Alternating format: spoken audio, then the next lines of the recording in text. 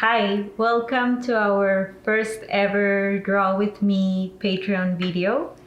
Today I want to share one of my favorite activities ever with you, and that is drawing and making studies from the plants. As you know, I love plants, and it is one of my favorite art activities to draw and study some species that I have at home. And I feel that it is such a helpful and creativity and curiosity activator to just sit down and look at some plants and draw them and draw all the details they have and the different shapes and textures each of them might have. Because sometimes when I don't feel very creative or I feel challenged by a blank page, just sitting down and not having to put anything from my imagination or make up this new world and put it on a painting, but just sitting down and observing is such a helpful and such a creativity and curiosity activator, because I can really, I feel it helps us go in like this meditative drawing state and just seeing all the different textures and forms and shapes and colors that the natural world already has. Is a beautiful way to get creative and get inspired. So I could talk forever about why I love drawing plants, but let's get started. What we will be using today is just paper. You can use any type of paper. We will use a pen, any type of fine liner or rapidograph or micron that you have in handy would be great. You're totally welcome to just use one. We could use one width would be good enough, or we could or we could use 2, 3, or 4 different width of pens. I'm going to be sticking to just black ink pen, regular pens. I'll be using my Rotring rapidographs and a few microns that I have that were a birthday present. So pens, pencil, paper, and an eraser just in case you need it. And of course, our plant friends. So if you have any dried plants like I do, I have a few dried plants that I keep with me. If you don't have any dried plants, I'm also using actually Blue Lotus, which is a tea that I drink, and it's also a dried flower. If you don't have any dried plants with you, you are totally welcome to, if you have the possibility, go out and recollect a few leaves and a few flowers that are fallen or that you want to take from your walk. If that is not a possibility nowadays, you can also use any house plants that you have with you, like this fiddle here. And if none of that is a possibility, I'm going to be sharing some of the photographs of my dried plants that you can use as reference. You can search online on your favorite search engine, any pictures of leaves or flowers. And if you don't want to do that and prefer to actually look at an actual species, you know what? Just go to your fridge, see if you have any veggies, any fruits, any mushrooms that you can use, or if you have the luck of having a piece of land with plants and veggies and other amazing nourishing foods. Of course, you can also use that. I would suggest sticking to flowers and leaves, because in the future I want to share a whole other video of using whatever we have in our fridge as inspiration for drawing or painting together. So get your species ready and let's get started. So before we start to draw, I just wanted to give you a little recommendation or tip that I find very helpful, and that is when we choose the plants that we will be working with, I really recommend choosing plants that look very different one from the other. For example, here I have this leaf that is very thin and tall, and then I have a Blue Lotus flower which is more round and it has way more texture than the leaf. I also have a rosemary as well as this beautiful flower bundle. So Just a recommendation that whenever we start putting our composition on the paper, we can have very different looking plants, and in that way the composition will look way more interesting. The first thing that we will be doing is grabbing our piece of paper and then putting another piece of paper the same size right next to it, or it could just be our table. But having a piece of paper would really give us the idea of the frame size that we have and how to start playing with our composition. So here I have two elements that are pretty similar in the fact that they are almost round and they have a bunch of information. So I don't want to put that one next to the other because the composition might get a little boring. I don't want to put them one under the other because then it will not feel balanced with these two that are way more simple and clean small lines. So I will put one opposite to the other on my paper and then start playing around with these, because I could either put the rosemary up and these down here or the other way around. These two are very similar on height, while these two are not. So I'm going to put this one up here and the leaf down here. In that way, I get a more dynamic composition. I'm going to leave this like this. And as we are working with plants and this will take us some time, I recommend taking a picture of your composition in case you need to go out, do another thing, in case you are working with a plant like this rosemary that within a few hours might change because it's a living being. And, you know, the fact that I cut it will make it change its shape, its roundness and whatnot. So I'll take a picture of these with my phone to have as reference. I realized that this is looking a little empty, so I'll put this here. And now I'm ready to work. Why don't we take a minute to see our composition and think about the shapes that these reminds us of. These two remind me of circles. Of course, they are not perfectly circle, but they are pretty close. Then this is definitely a straight line and this is a curve. So when we start drawing and making our sketch for the first looks on our paper, what I usually do is I go freehand, but you are also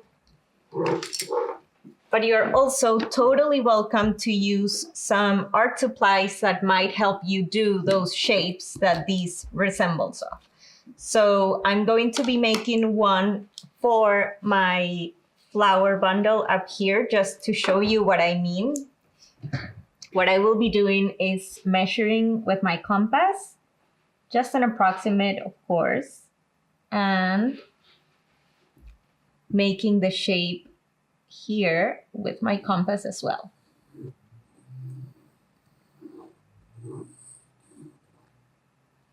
And I know that underneath the stem is pretty much a straight line coming from the middle. So I am marking my middle and making a straight line right underneath. You could even go and measure how long this is. This is about 3 inches. And of course you can go as detailed or as free as you want to. This is around 1/2 inch. This is just to show you some possibilities we have when working with real life beings and not from our imagination.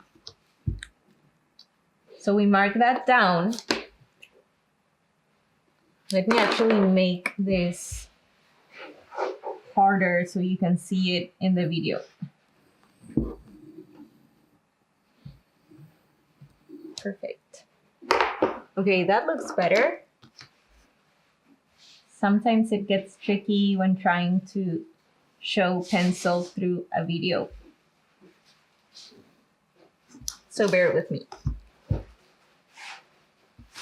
All right, here we have the ruler and compass shape for our flower bundle. And then the rest, I will just be making them freehand. Yeah, I actually like it like these better. That looks great. Awesome. So let's start doing a very rough sketch of the shapes for our other flowers. And the best way to go about this is we can start making comparisons. So I can compare my rosemary to this flower bundle and realize that the bottom part of the stem of the rosemary is approximately where these flowers start. So pretty much where my circle starts. That's where I will be making my beginning of the rosemary. So I can just pull a straight line. And let's say it's around here. Then it goes all the way pretty much to right on top of the middle part of the bundle, so around here. And then I can start making my curve, my arc. Here I will start making freely all my rosemary leaves, and it's totally up to you if you want to make each perfect leaf the way they are, or also, feel free to take creative license. We are the artists. This is not a photograph. This is an art. And you have all the right to take as much or as little artist license and freedom as you want. And of course, this is totally up to you. And that's the magic of working with species from the natural world.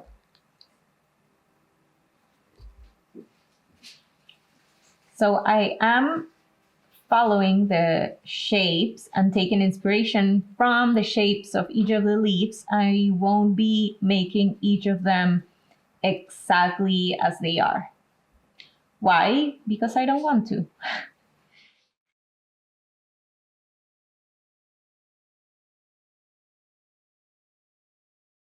And once we start making all of our leaves, we start realizing if we want to change one, if we want to keep it just the way we did it. And take your time here. Observe the rhythm that each leaf follows. And this really helps us capture the essence of the plant.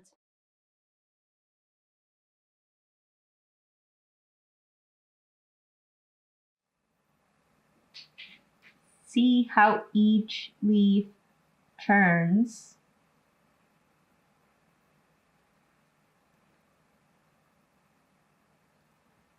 Where do the veins follow?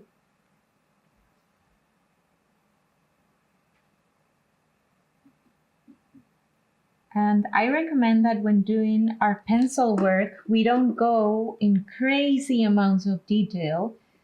The reason why I recommend this is because I feel if we do a very rough sketch, then we'll still want to make all the details when we work with our fine liners.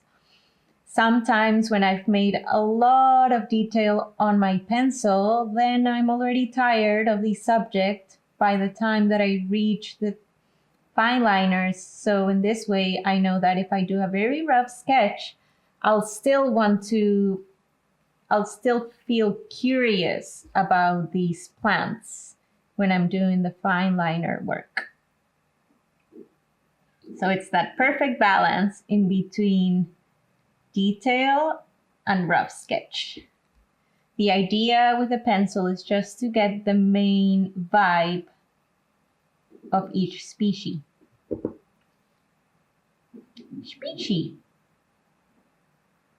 Please don't laugh about the way I say species. Okay.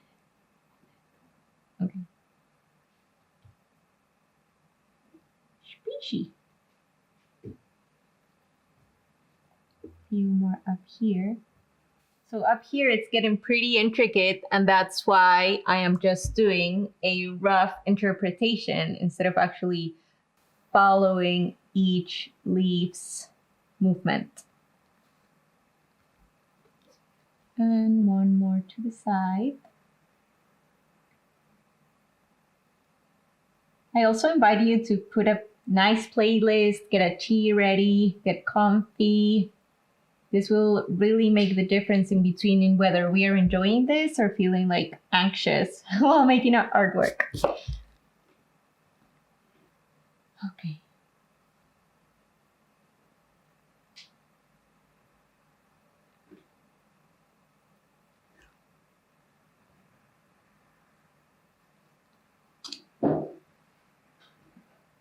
All right, this is as much detail as I'm doing for each of our plants right now.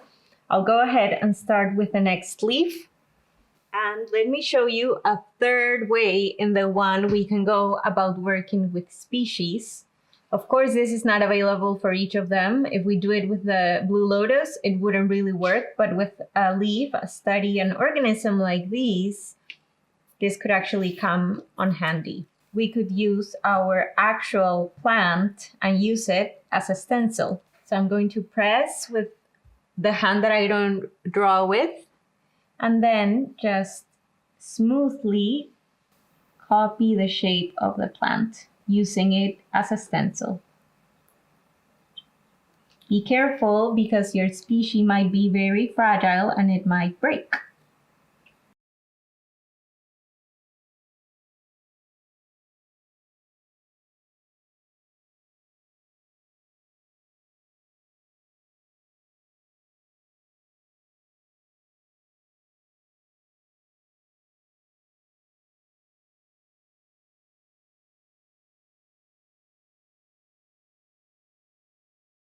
Here, I'm just going to make the middle line. And as you can see, this leaf has a lot of yellow and a lot of green. So you can draw all the patterns that each color makes with your pencil sketch. Or you can do what I did, that is, I'll just leave it like this and I'll get into all the pattern details with my fine liner. Now let's work on the blue lotus, just as we did with the rosemary, which is freehand. Again, we can use reference of the other plants. I can see that my middle part of the blue lotus starts around this curve on my leaf. And I'll just bring a very fine line. And the circle of my blue lotus in reference to the rosemary is close to the end of the stem. A little to the left, actually. So a little to the left would be right here. This is the center of my blue lotus. And from here, we'll start freehand drawing all the details.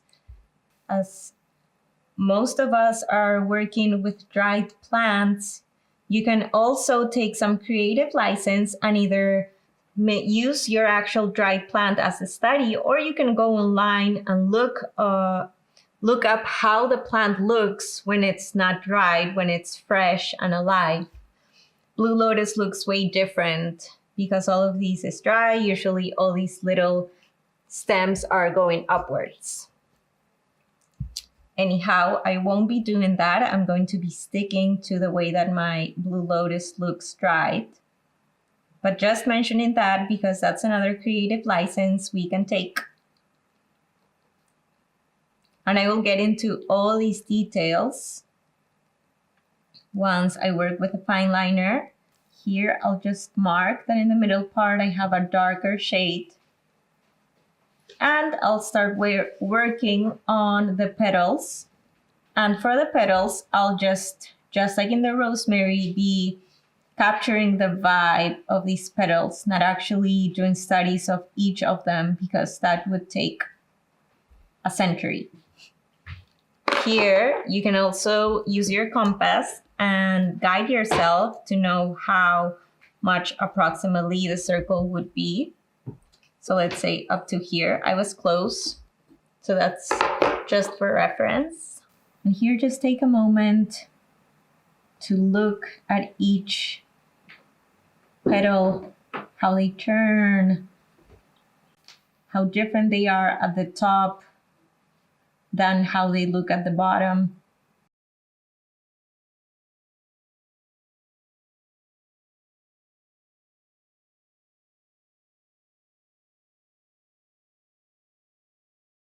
How some petals are closer to one another, how some of them are folded.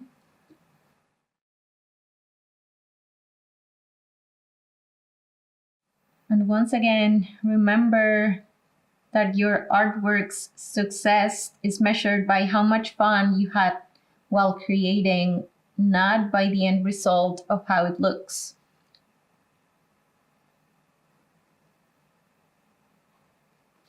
This is a learning process, and the more we spend time with our papers studying different species, the easier it gets for all of us to draw freehand. So if you see your end result and you're like, I don't like this, just remember that this was a necessary step in your way to getting better. It's everything is part of the journey, right?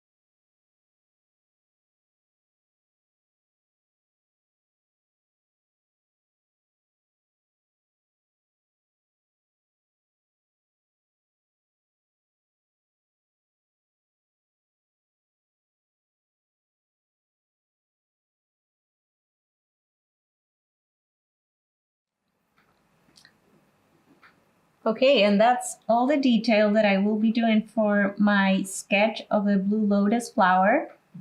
And all the details I'll work on with my fine liner. Before I pass to working with a fine liner, I just want to make a sketch here because this just stayed like the two shapes, like the two geometric shapes. And here, of course, the actual stem is not a completely straight line because this is the natural world and it's more of organic shapes. So I'm bending my stem. And here I will start pulling different lines towards the sides to make each of the flowers. And I will start actually by marking where each flower will be.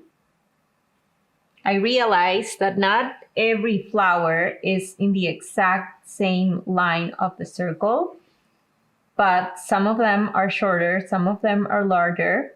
So I will honor that and try to copy that in my artwork. This will also give it more of a realistic look instead of a perfect geometric shape look.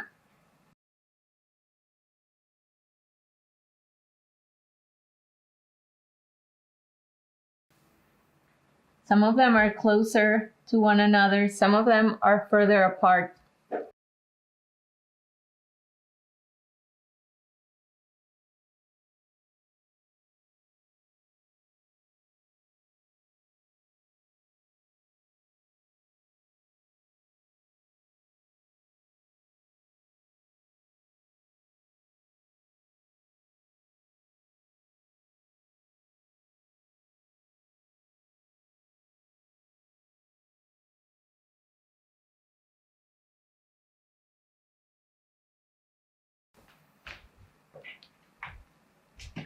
And now I'll start pulling all the different stems from the middle, kind of realizing that they are not straight lines. They do have a curvature to them.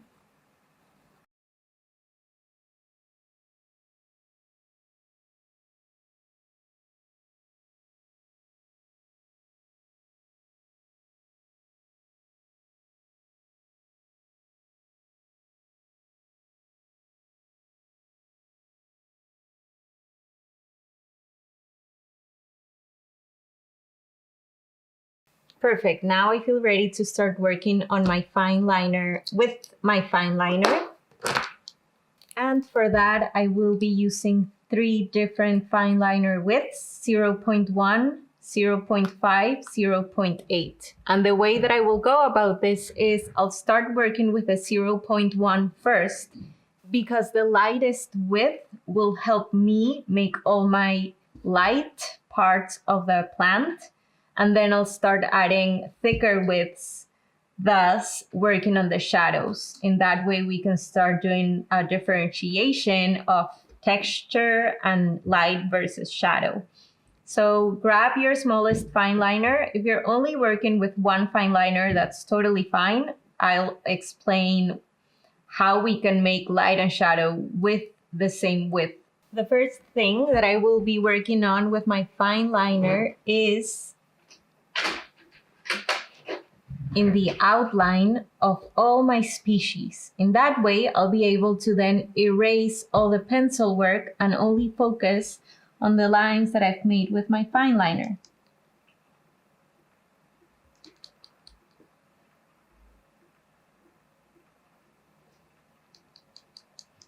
I will start by doing the outline of this flower bundle. And when working on the outline, remember that you are the artist and you're welcome to make not only any shapes that you like, but you can either use dots, you can use lines, you can use dashes, and this is totally up to you.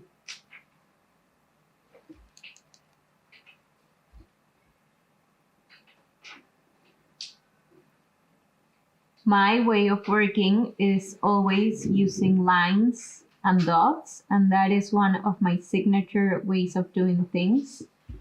And that is one of the signatures of my artwork, but I invite you to try your own and see what feels good. You can do this here on this paper, or you can try that around in your journal or any other sketches or papers that you have around. Here I'm roughly doing the flowers. So in this way, I still have space to add lights and shadows later on.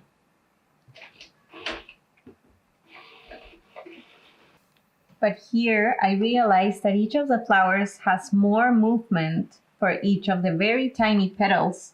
They are not straight lines, they have more wobbly shapes.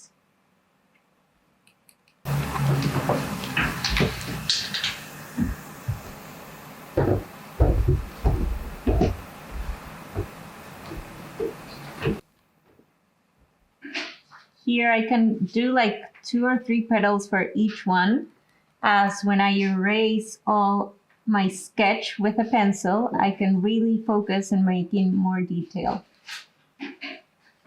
It's like adding layers. Like when we're cooking, we start with the most basic things, like let's say cutting our broccoli, then we boil it, and then we season it.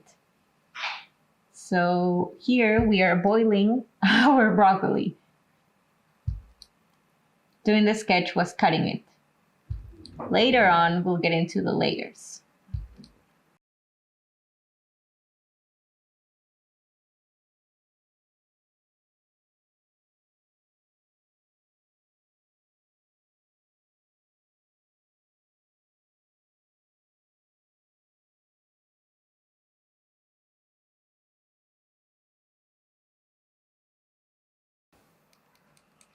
Perfect. I already did the details for all the flowers. I just finished doing the outline for all my little flowers, and now I will be making the stems for each of the flowers.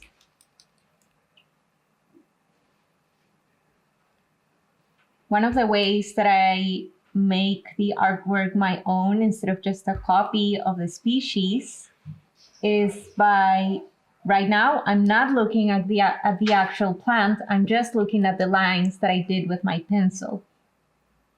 So in that way, my artwork is a little more separated from the actual species and it starts to become my own.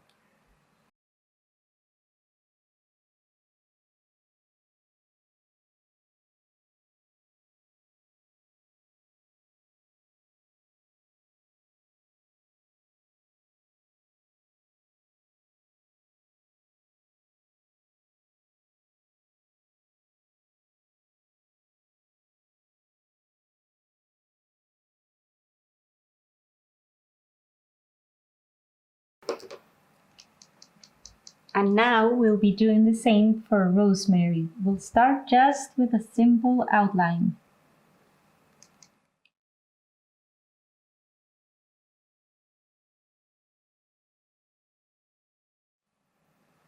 And just like I did in my previous one for rosemary, I am just looking at my drawing and not at the actual species. I will be looking at the species later when I start doing the shadows, the light, and the textures. But right now, I invite you to trust on the sketch that you've done and trust the decisions you made when doing the sketch. Remember, you are the one that chooses how many or how little creative licenses you give yourself.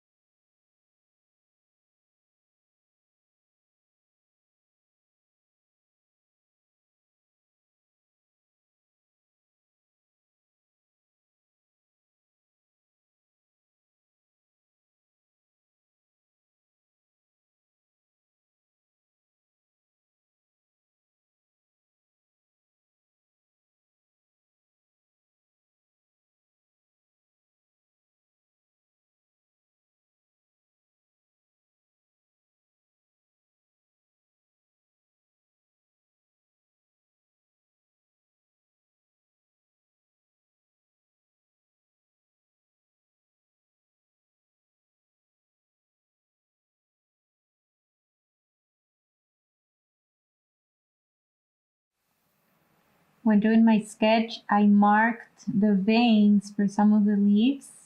So I will mark these as well, as once we finish doing the outline for all of them, we will go ahead and erase all of our pencil work. Now let's go into our leaf here. Here I'll only be doing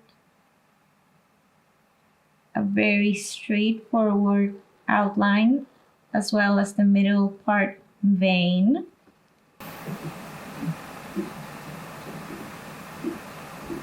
I hope it's a beautiful day where you are. It's a very rainy day here in Kingston today. And it feels so good to be inside drawing.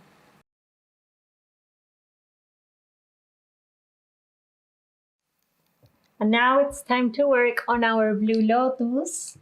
Here I will start in the middle part, and it is very intricate. So once again, creative license, but really trying to study the actual shape and rhythms of the plant. Here, I didn't really make any study whatsoever, so I am going to be looking at the actual plant instead of looking at the sketch, because on the sketch, I only marked that these middle parts should be darker. So see, I'm already breaking my own rules, and that is okay.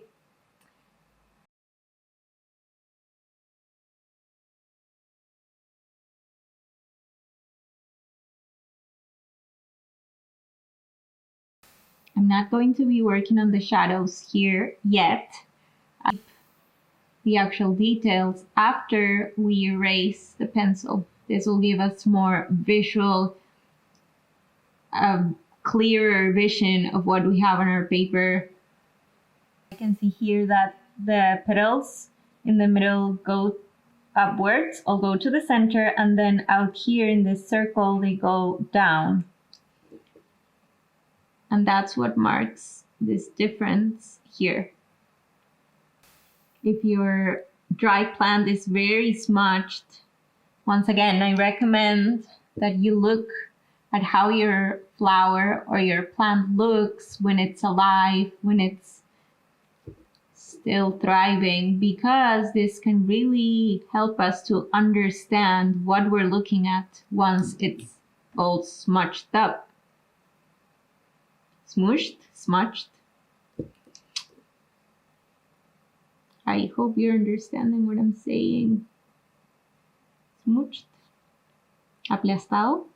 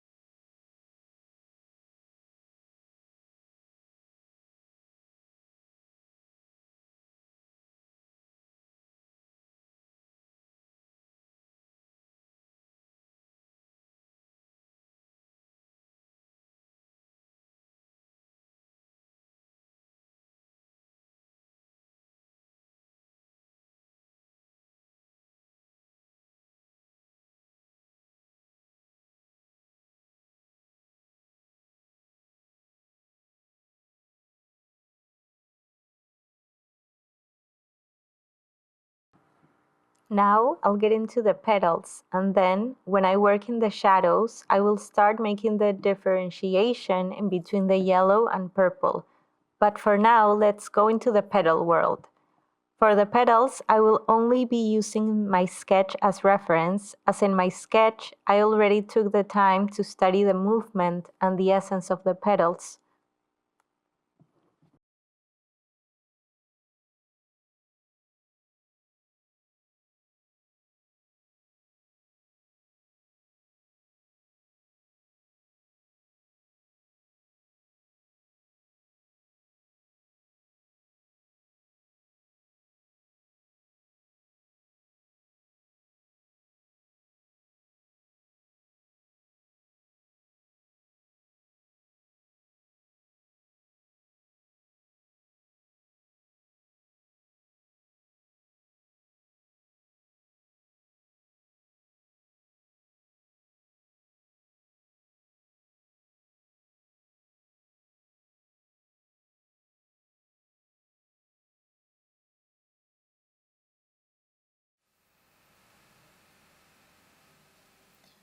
Perfect. Now I will start erasing the pencil for these three.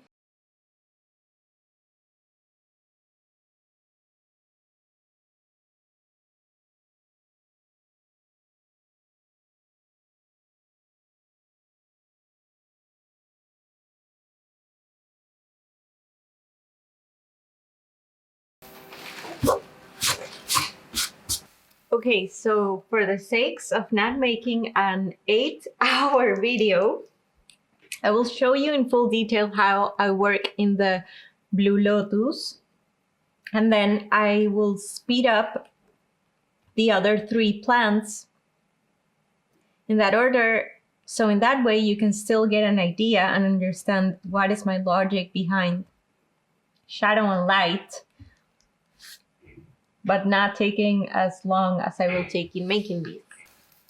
So for our Blue Lotus, we will start realizing that the petals are way darker than the yellow part in the middle.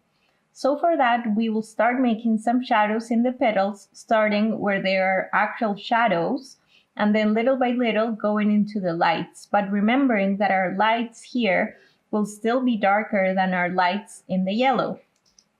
The first thing that we want to see is, where is our light source coming from? My light source is coming from up here. This is where my window is on this part. So of course, all this area will have way more light than the one down here. We also want to take into consideration the foldings of each leaf and how the foldings of each petal and how that affects the shadow on each of the petals. The way that I like to work is I start by doing the lightest parts first, and at the end, the darkest shadows. And just to show you pretty quickly, with the same pen, we can do either lines for our shadow. We can either do closer lines, and we already have a darker area than we do here. We could even make them with no separation at all, and this will mean a darker area. And here,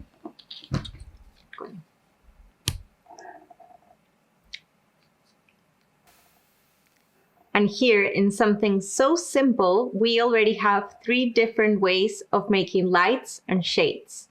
And we can go about this in very different ways. Let me show you. So we can either choose to do lines. We can also do grids. So we can do lines to do different parts. And we can make a more separate grid or a more closed grid.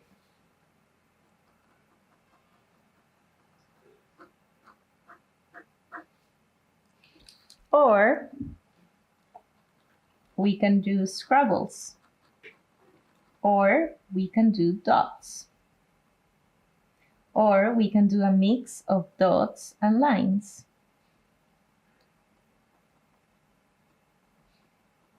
And this is how we can create shades with just one width of pen. And we can always apply this formula as well when we have different widths of pen. Yet another way in the one we give ourselves creative licenses of how we want to approach our artwork today. What feels good and what feels like something that is awakening our curiosity today. So I will start by giving texture to my petals. I can see that here I have more shadow than I do here. So I will be making shadows with dots. First, in the lightest parts of my petals, and little by little I'll get into the darkest areas.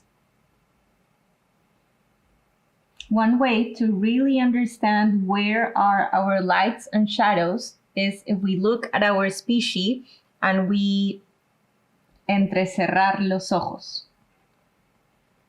In that way, it'll be easier for us to realize what are lights, what are shadows, and not focus as much on the color or on the texture or the lines where each element begins and each element ends.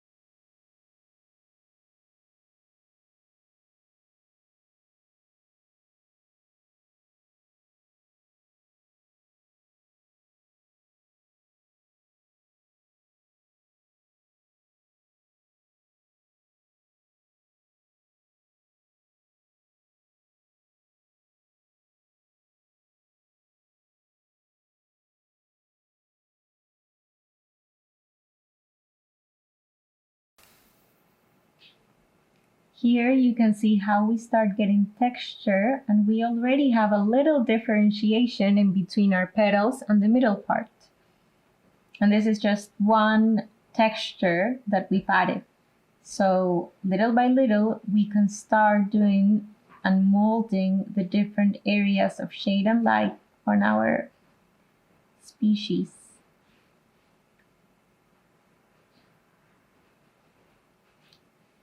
Here I can see that this petal is underneath this other one. So of course there will be a shadow here because it's under. Just like one hand is under the other, the one underneath gets more shadow.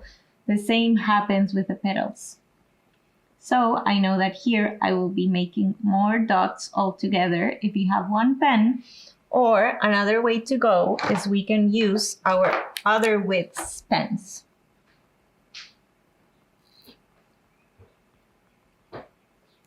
And that's already giving us another layer to our work.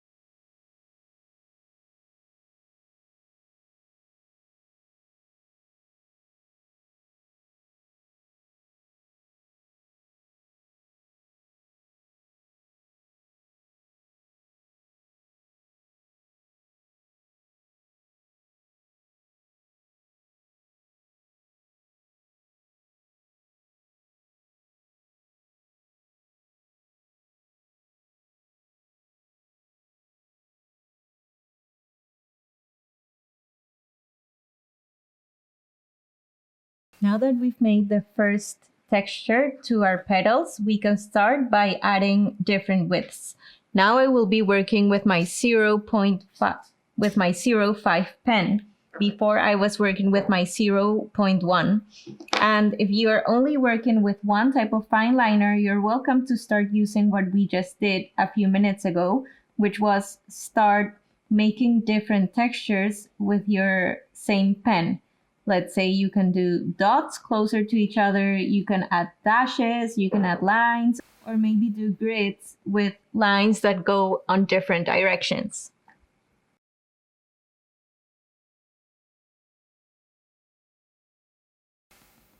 I have to say dots is a way of doing shadow that takes the longest, but it's one of my favorites, so I just have to surrender. Here I'm doing shadows based not only of where my light comes from, but also what is underneath other parts of the flower and where are the foldings in our petals.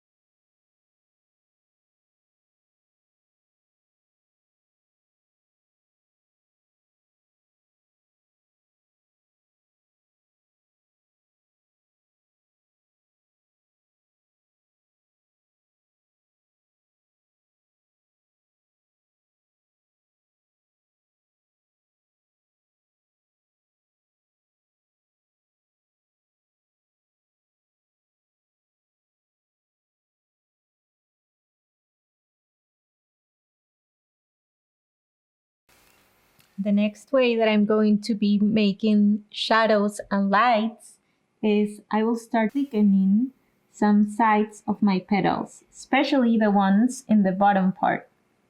And here I won't be thickening the whole outline, just some parts of it, giving it more of a realistic look.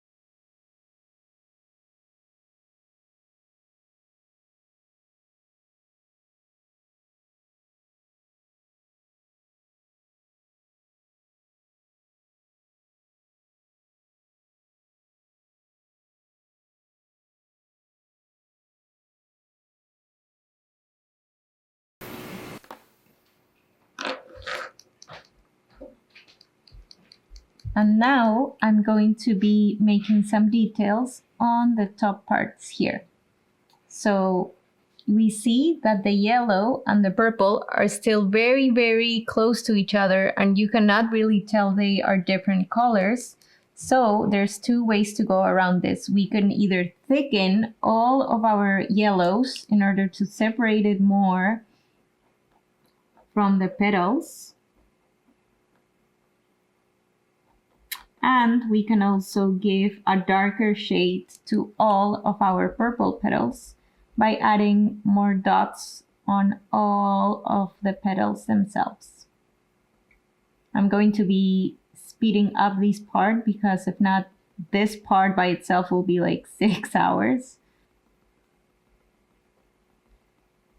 And here we can get into more detail of which parts of the petal have more light and which have more dark. In order to make it faster, you can add lines instead of dots, or grids, meshes, dashes, lines.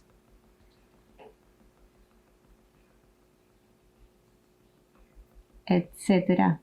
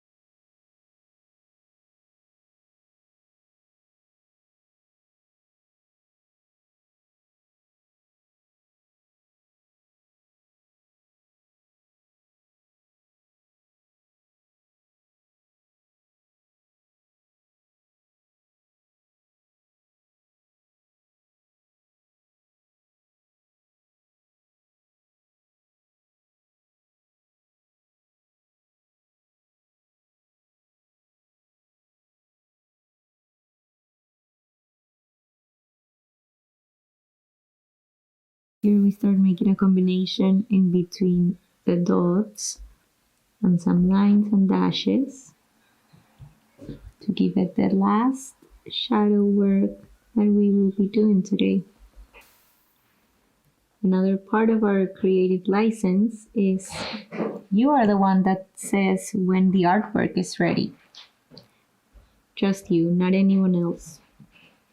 So after this, I'm going to add some shadowing into the petals in the middle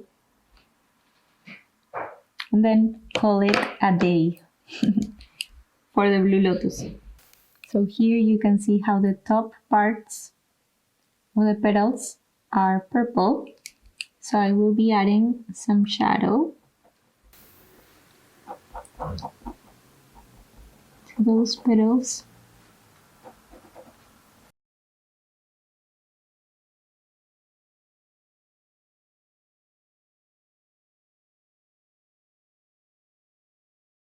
And a little more shadow to these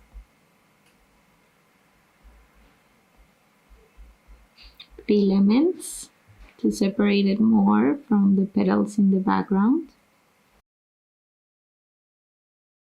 Now I will show you how I make my shadings for the rosemary in detail, and after that the rest will just be shown in time-lapse.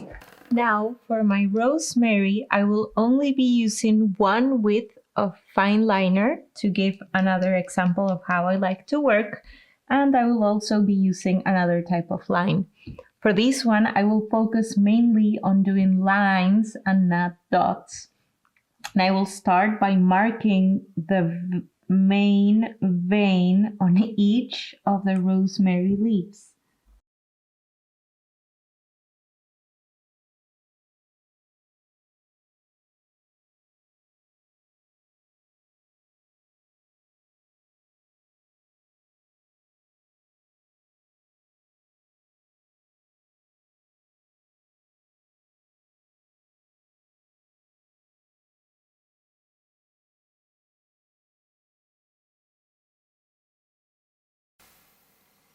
And once I finish marking the veins, I will focus on taking a look at where do the shadows stand for each of the leaves.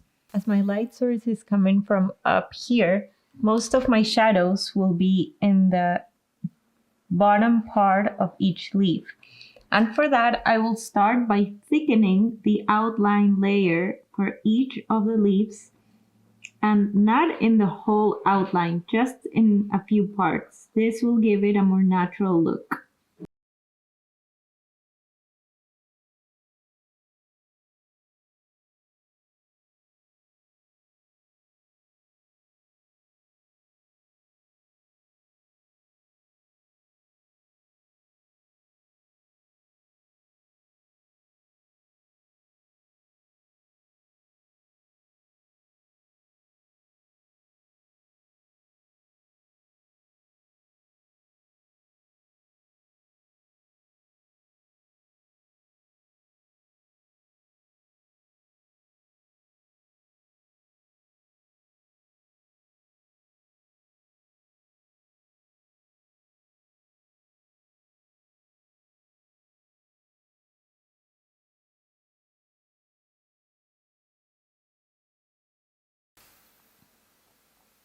With something as simple as adding a little shadow, we can already start seeing a difference in between the leaves from the top and the leaves from the bottom.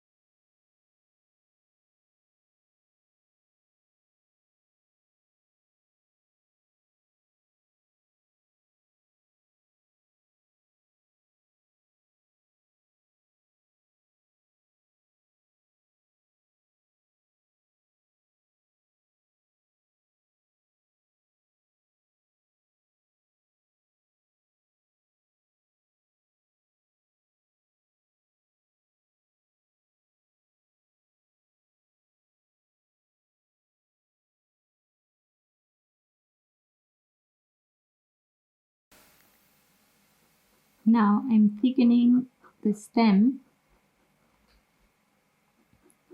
And the next thing that I will do is add some texture to the stem itself. I will do so with dots, but the only place where I will be using the dots is on the stem, and I will use another texture on the leaves. While doing the dots, we can focus on how yet again the light comes on all these sides, and then this side of the stem will be darker. So we can do less dots. I know this is very little space, but we can do less dots on the top and more dots on the bottom. Dots on the right, less dots on the left. And that is already giving us a little bit more texture to the stem herself. And now to do the work on the actual leaves, the same goes for the leaves, right? There's more shadow on the bottom and more light on the top of each leaf, just because of where the light source is coming from. So I will be doing some lines underneath, which will give it more of a shadow. And we will do that for pretty much all of our leaves.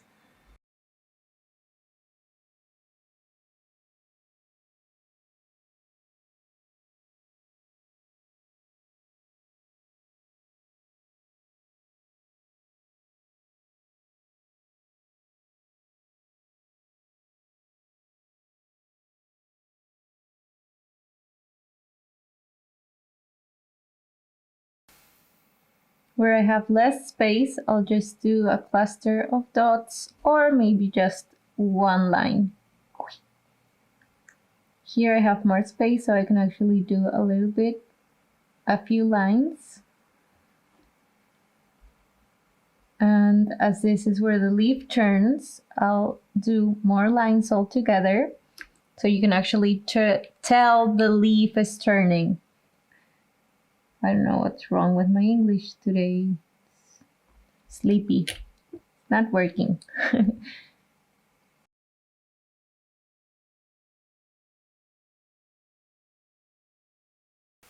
So simple, and yet it already has so much movement to it.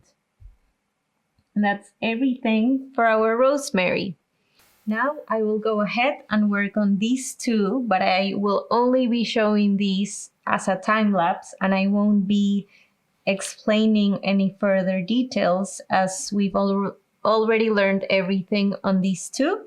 It's just to accompany you while you finish your own studies.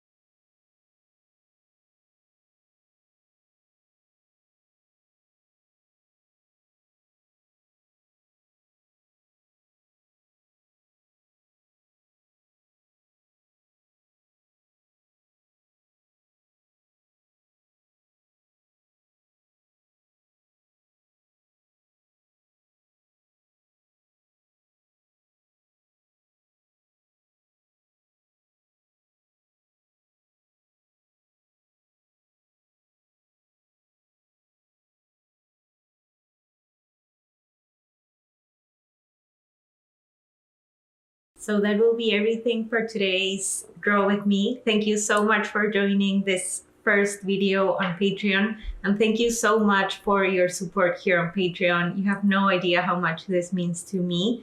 I would love to see the drawings that you made today, so please feel free to upload them here. And I would also love to make this Patreon a space where you really feel inspired. So please, by all means, feel free to let me know in the comments what videos or topics you'd like to see next.